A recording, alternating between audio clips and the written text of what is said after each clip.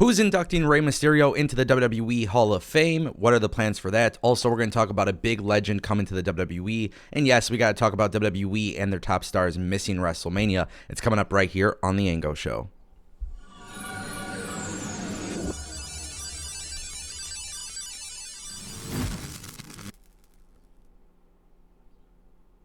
First things first, we're going to kick things off with a huge update on Big E. If you guys didn't know, Big E is undergoing tests to see if it's possible for him to return. If you guys don't remember, Big E was sidelined a while ago due to a broken neck, an injury that happened about a year ago, actually. And this was a really big injury. Obviously, a lot of people didn't know exactly whether or not Big E would be able to return.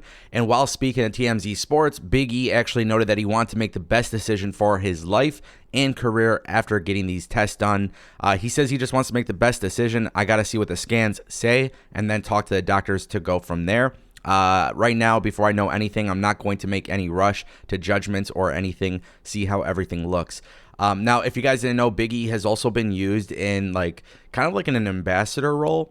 Sometimes he'll go to different events, representing WWE, but obviously we haven't seen Big E on TV. We haven't seen Big E get physical or anything like that. So in the event that Big E actually doesn't return to WWE, it would still be nice to see him involved in the WWE in some aspect. He's great on the microphone. I don't know if he would ever entertain the idea of doing commentary or anything like that, but there could be a lot of other great ways to utilize Big E. Hopefully the tests go well, and then whatever he decides, we'll keep you guys updated. Speaking of some more WWE news, the great Muta is rumored to be inducted into the WWE Hall of Fame. I don't want to spend too much time talking about this. We kind of suspected that great Muta would be involved in the WWE in some capacity because we saw Shinsuke Nakamura go to Pro Wrestling Noah. But for those who don't know, PW Insider did confirm that the recently retired great Muta, aka Keiji Muto, will be among the names inducted this year into the Hall of Fame. A lot of people think this is a surprise because obviously he's not actually signed to the WWE, nor was he signed to the WWE. But of course he has his history, feuded with tons of legends in the business. And this was something I think for months and months and months where people kind of knew that this was going to happen.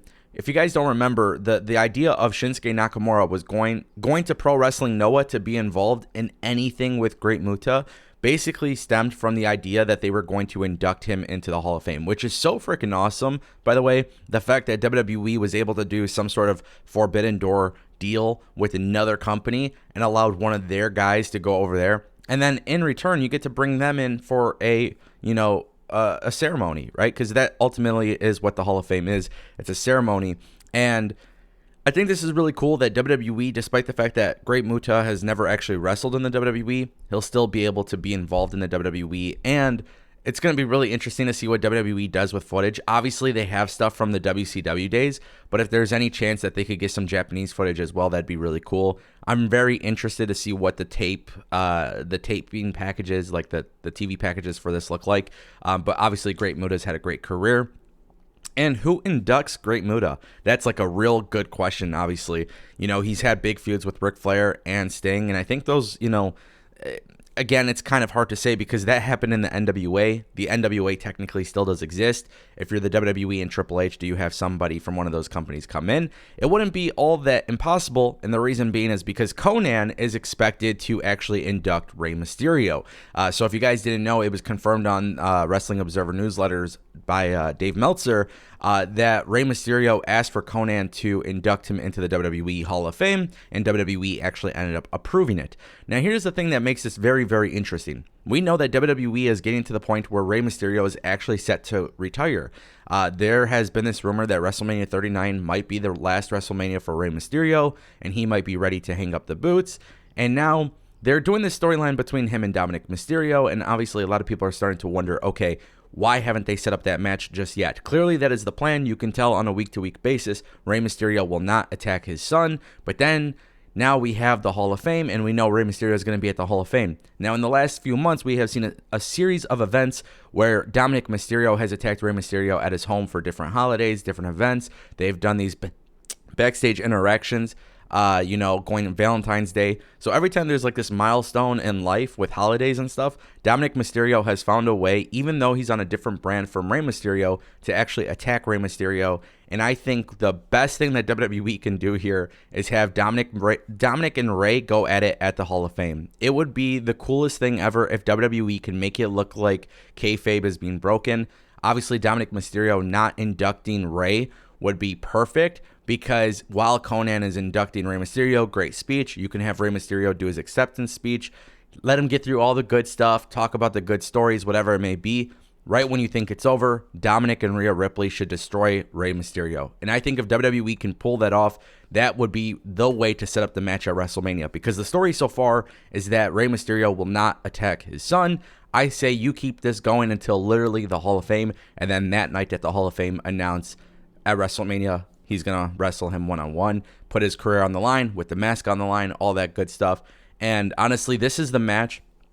Obviously, there's a lot of great matches on the card for WrestleMania, but this is the match I'm mostly excited for.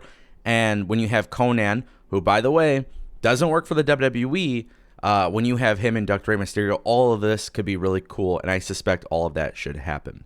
All right, guys, and then our final story for today's video is WrestleMania 39. Top stars are expected to miss WrestleMania 39. In this case, it looks like it's going to be Ronda Rousey and Kofi Kingston. So we know Ronda Rousey has a hairline fracture in her arm, and this is the reason why we don't really see Ronda Rousey getting physical lately.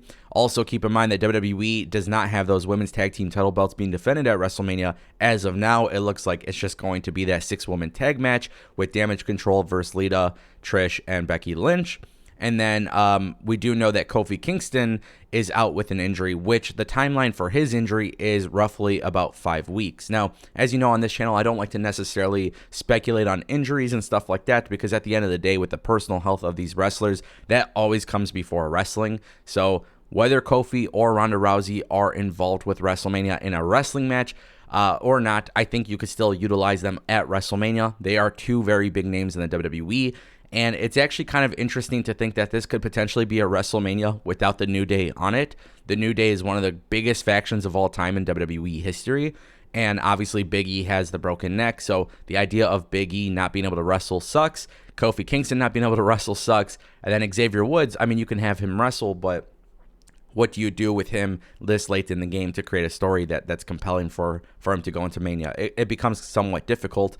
And then obviously Ronda Rousey and Shayna Baszler not being able to wrestle, you know, because of the fact that Rousey's injured. There's a lot of things that you know, kind of make me more intrigued to see what WWE does. I think if you're the WWE and Rousey and Kofi can't wrestle, I think you could still do some segments or something, some sort of involvement with the New Day and some sort of involvement with Shayna and Rousey. Personally speaking, that's what I would do. I want to see what WWE does. What do you guys think of all the topics in today's video? Make sure you guys go ahead and drop a comment down below, and I'll see you next time.